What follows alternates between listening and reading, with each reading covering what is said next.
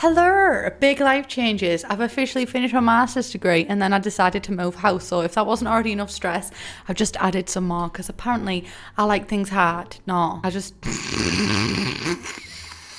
scratch that. But I moved house. It all happened very, very, very fast. I did not anticipate this happening so soon after completing my master's. And I am doing a vlog right now of me moving house, which is basically just me talking on the way to B&M. But my house is still currently under works because the people that I'm renting from want to do some aesthetic changes. So I can't really do the vlog right now. And turns out it's actually really hard to move house. So I could not manage to vlog the whole moving process. But I don't want to talk too much about the house on here, like all of the things that I'm doing to it and stuff, because obviously that's going to be in the vlog and I want you to watch that one as well, because some of you like my vlogs, some of you can take them or leave them, but you know what, like I like vlogs. I really do. In fact, I think apart from The Sims, I think vlogs are my second calling because I just love talking crap. And I'm also thinking about starting a podcast as well. I did post it on Twitter that I wanted to start one and just talk about absolutely nothing but also something, you know. So I really want to do kind of oh god, sorry, I keep attacking this microphone. I swear to God, that has been abused more times than I'm not going to say because I'll probably get demonetized. But I want to start a podcast where I talk just about rubbish, but also talking about advice, because I don't know about you guys, but I watched that Jessie Nelson documentary, Odd One Out, and it kind of resonated with me a little bit. And it's these kind of life topics that I want to talk about, but YouTube isn't really the best space for them because we're only here for Sims on my channel, you know what I mean? Maybe sometimes part of my life, like having my birthday or finishing my master's, but day-to-day topics like breakup advice, life advice, cooking advice, you don't really come to my channel for that kind of thing. So I think a podcast is the perfect place to do that. And in terms of the Jessie Nelson documentary, if you haven't watched it, it's Jessie from Little Mix.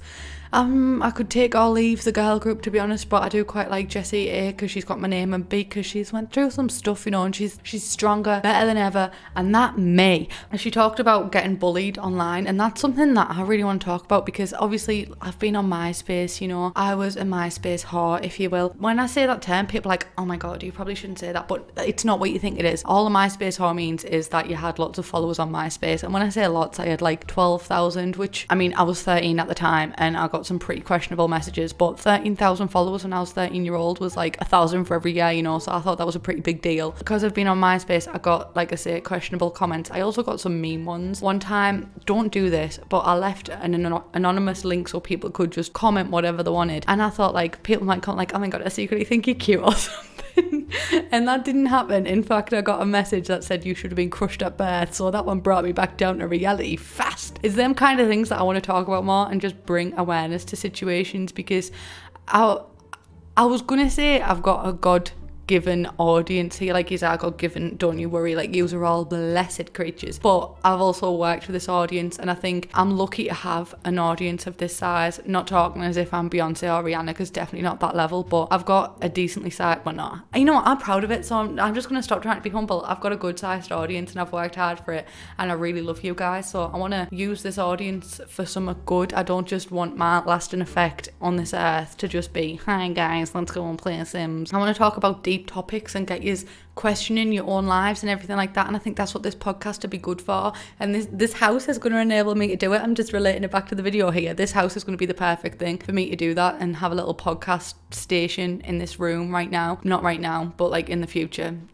Sorry, I'm all right, honestly. Specifically about Jessie Nelson, she talks about getting bullied, and obviously like with MySpace I got a couple of bullying comments, but I would say I've been bullied. I wouldn't really call it bullied, but like I've received hate the most from doing YouTube, and I thought, hand on my heart, I thought the hate that I would receive would be like people from school who found out about my channel and were like, oh my god, how cringy, blah blah blah. But people from school have actually been completely sound. It's strangers on the internet that I don't know. That's the most hate I've ever received in my life, and it's from people who don't know me, don't know what I'm about, and don't really care to find out what I'm about. Because the other night I was sat in bed just minding my own business, and I got a comment and it said, I effing can't stand you or something, or I effing hate you. And I'm a strong girl, right? Like I can stand on my own 2 feet. Things don't really get to me that much, but that comment didn't really get to me, but it did get me thinking, because it was just after I'd watched that Jessie Nelson documentary. And like, what if I wasn't that strong? Like what if I couldn't handle these negative comments? Because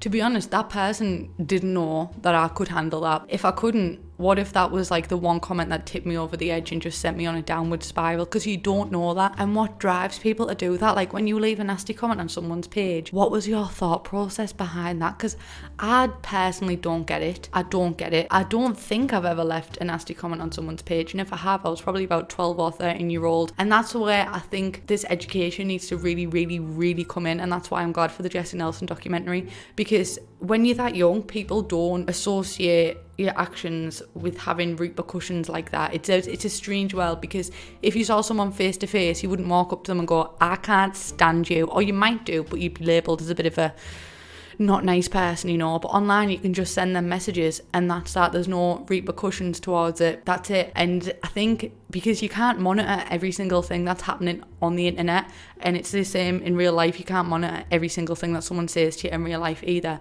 Education needs to be the way forward, you know, educating people on what is right and wrong to say, the effects of what something can do to people, because it's not good for your psyche to hear stuff like that. Like thankfully 99% of the comments I receive are absolutely lovely, but 1% aren't that great. And as much as they're not driving me to do anything rash or like bad towards my mental health, and I'm coping all right with them, also they are kind of having an effect on me a little bit, because I used to have really, really, really, really bad teeth, and I mean really, really, really bad. And then I got braces and they went completely fine, and I've never felt so confident with my teeth, because I don't know, I just do. And in England, braces are a thing, but they're not really that pushed. Like only if your teeth are really, really, really bad, or if you personally want to go get braces. It's not like in America, because in dance moms, kids have braces when they're like 11. Not really a thing in the UK. So coming to YouTube, where my audience is 40% American, the most hate comments I get are about my teeth and about them being yellow, and I've never really wanted to speak about it because I haven't want people to be like, oh, they are kind of yellow. But no, I need to speak about this because I'm okay with my teeth and I'm happy with my teeth, because my teeth probably could be a little bit whiter, but you know what, to make them whiter would mean I'd have to stop drinking all my Diet Cokes, all my coffees, all my teas. You know what, maybe I like having 6 cups of teas a day, but what I don't understand is why people feel the need to say like, oh, your teeth are yellow. Like, okay, nice one. What do you want me to go and do about it? Go and pay to get my teeth whitened and spend loads of money just because you left a YouTube comment saying that? Like, nah, I think not 10. But my point here is, I say like I'm not bothered, but it is me like nearly crying because someone said my teeth are yellow, which it might be, but I'm genuinely like, I'm not going to change for a random comment. But things just need to change. There needs to be more education and regulation and everything like that. And I really want to spread that message and have people actually think about what they say before they post something online, because it's not even just towards YouTubers or anything like that. It's towards people that might be in your school or even other people in the comments, because I've had people in my comments argue with each other and call each other names, and it's like, it's over a Sims video and it's not that deep. It's really not. And I just think we could all do with having a bit more positivity in the world, because we're at a time right now where social media is so ingrained into our everyday lives, and it's the first time that it's really happening like this. Like my generation was the first generation, I think, to grow up with social media, but even then it's not on this scale. Like now there's absolutely no getting away from it, because my